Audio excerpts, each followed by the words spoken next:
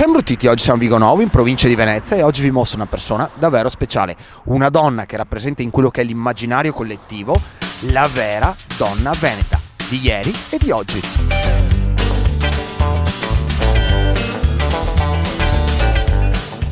Siamo qui con Valchiria Baldan. 73 anni fa ha iniziato questa attività col marito, lei ne ha 96 ed ogni giorno è ancora qua. Abbiamo cominciato col garage, dopo pian piano e a pezzi è andata sulla fabbrica. Mio marito faceva il falegname, ho cominciato con le zeppe.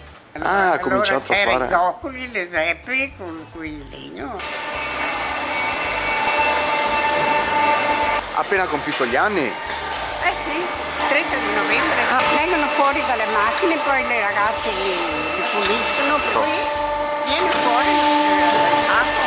Questo è per il sopratacco grosso. Queste macchine sono collegate a dei computer. Qua praticamente viene fatto proprio lo stampo definitivo. Ho la commissione del cliente. Sì. È un contapezzi questo. Come che il cliente vuole 150 paia e io metto 150 paia. Sì, quindi questo è il suo banchetto? Sì. Che c'è anche il Santin qua. Scoperta, Santino manca mai. Questa è la ballerina. Proprio la forma della scarpa. Vederlo sotto la scarpa fa un altro effetto ancora. Una volta venivano fuori più lisci, adesso ci sono tutte le forme. All'inizio venivano qui i giornali, portavano loro la forma che le piaceva. Qui si faceva. Lei cos'è? Preferisce il tacco alto o tacco basso? L'ho portati tutti. E meglio si va quando i tacchi sono a metà. Chi è che glielo fa fare di stare a 96 anni? Qui dentro, quando sono andata a fare una passeggiata, dopo tutta la giornata è lunga per me. E io non sono capace di stare ferma. Ora vengo qui, mi lavoro, faccio sempre qualcosa. Per me lavoro e vita.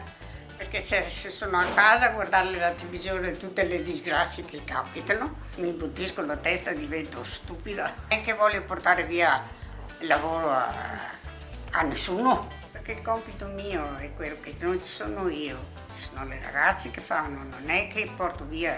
Ho sempre fatto una vita normale, sono caduta, mi sono rotta il femore. Comunque a questa età c'è poca possibilità di riuscire a venire fuori così senza bastone, senza... Senza niente. È la forza di volontà, esatto. Perché ancora faccio ginnastica in casa. Ho detto che al parroco stamattina. E ho detto, vengo a dare che a comunione in casa.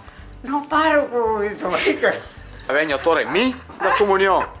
Lo chiamo io quando che non sono più capace a camminare. E la cosa invece che le fa più paura? Quella di vedermi seduta e non potermi muovere, non sono capace di stare ferma neanche in casa, ho sempre lavorato nella mia vita. Delle volte dico, ma ho 96 anni. Lei mi ha detto la paura mia è di morire, la mia paura è di stare ferma.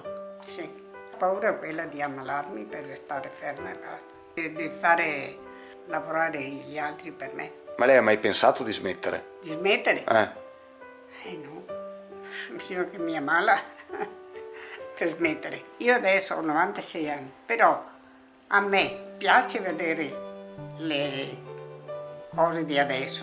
Io mi guardo i giornali, le riviste, le vetrine, i colori che vengono fuori. Anche a 96 anni si resta donne. Sì. Così dicessi tacco, che emozioni vengono fuori.